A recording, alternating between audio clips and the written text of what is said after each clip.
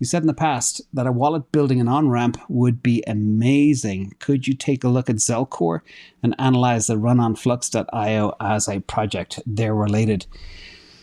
Yeah, so for those that may have missed that, a lot of the challenge that many people have, even in the US, is connecting their traditional banks with their fiat cash that's melting away into an exchange or converting it to crypto in some way or another, moving that cash on. Having a wallet that does that seamlessly would be quite powerful. That's part of where this came from. Let's look at Zelcore and see if it is my dream. First of all, Zelcore is a multi-asset crypto wallet built on Flux, and it seeks to be the single platform for all your crypto needs. That's one of the wishes I've always had, is one thing that does it all. One wallet, one DEX, one perp exchange, one place to collect your stuff, hold your stuff, trade your stuff, swap your stuff, trade NFTs, who knows what, identify yourself, etc., etc. But not only do they have a huge number of cryptos supported, but they make it easy to on-ramp from fiat to crypto, as well as trade and swap between cryptos. The app is compatible across multiple devices, and it's completely non-custodial. All assets are stored within the app as a derivation of your username and password. So far, wow, it is a dream. But hold on, there's more. So how it works, the way Zelcore works is when you set up the app, you create a username, password, as well as any other security features you want to enable, and the app will create your wallet from a derivation of these properties. And from there, you are able to access a huge selection of features, including that on-ramping into crypto, over 450 different coins, 50,000 different tokens, I think they said at one stage, but I can't believe that's possible. But by the way, Solana also is supported, because people were asking about that. And Zelcore is unique in that it's built on Flux. And Flux is a smart contract platform focused on decentralizing computational networks. And Flux has these parallel assets that act as token bridges that allow assets to be ported from one blockchain to another. And this is what allows Zelcore users to interact with Web3 in a seamless fashion. In addition to their integrations with dozens of swaps and exchanges, it also allows users to maximize their ability to pair trade where they want. Wow, this is like a wild fantasy. I'm seeing unicorns and rainbows all over the place right now. Amazing. And this is where the future is going. It'll be one solid, secure, seamless, frictionless, easy to use, great user experience will solve them all. But let's go a little bit further. Let's talk about partnering with multiple exchanges. One thing that we really, really love about Zelcore is that they partner with multiple swaps and exchanges.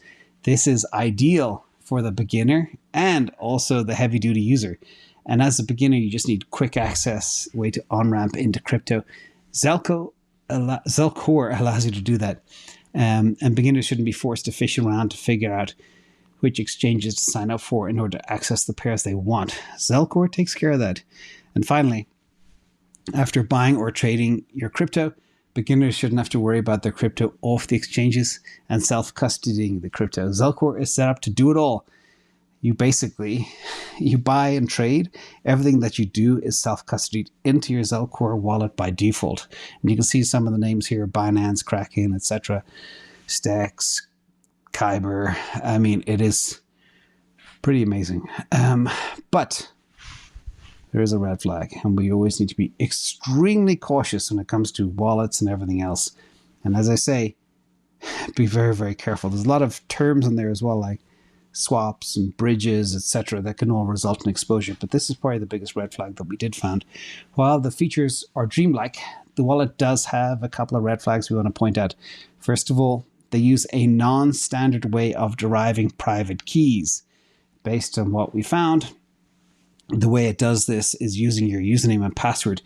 And there may be a few more things that go into that you can set, like biometrics, 2FA, etc. But this is definitely non-standard. And this is a good reason why the BIP39 seed phrase is the industry standard, remember. And I got into a little bit of trouble by saying something bad about a certain wallet back in the past that didn't use the BIP39 standard, because that is the gold standard. Okay? Places that don't use that, we don't like. And also, this ensures a level of entropy that prevents collisions and brute forcing. Even a very strong username and password doesn't measure up to this level of entropy as we go forward. So bear that in mind, everybody. Also, there is a second red flag that we don't like, and this is code. So Zelcore is not open source. They did publish an open source component, but the code for the wallet is not available. And closed source code means that you have to trust them that they don't have any vulnerabilities or backdoors built into the wallet.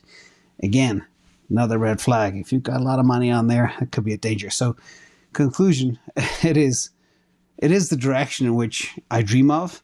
Would I trust it? No. I might play with it with a very, very small amount of dollars, but trust it? No. So literally, it is super interesting wallet and has great stuff to offer. The biggest draw is that one-stop shop trading, swapping between cryptos. We haven't analyzed the actual spreads, etc., but if they are good, it could be very, very interesting. But it also brings together multiple exchanges and swaps into one place. Super convenient to move in and out of different cryptos and fiat. Now, I do like the fact that this app makes it easier for beginners. And beginners can just go in and ramp into crypto in a self-custody way instead of relying on the exchange to store their crypto. But I would not use it to store my crypto, though. At least not large sums. Have to emphasize that. I might put some play money in there just to test it out, but not anywhere near 2 or 3% of my bag. And first off, it's a hot wallet, so naturally it's not going to be as secure as a hardware wallet. In addition, the way your private keys are derived is non-standard, as we mentioned. The username and password can be brute forced, and on top of that, it's not open source. But if I were to use it, I'd probably use it for trading and swapping features, but I would not use it to store. Again, I have to stress that. Be careful, everybody.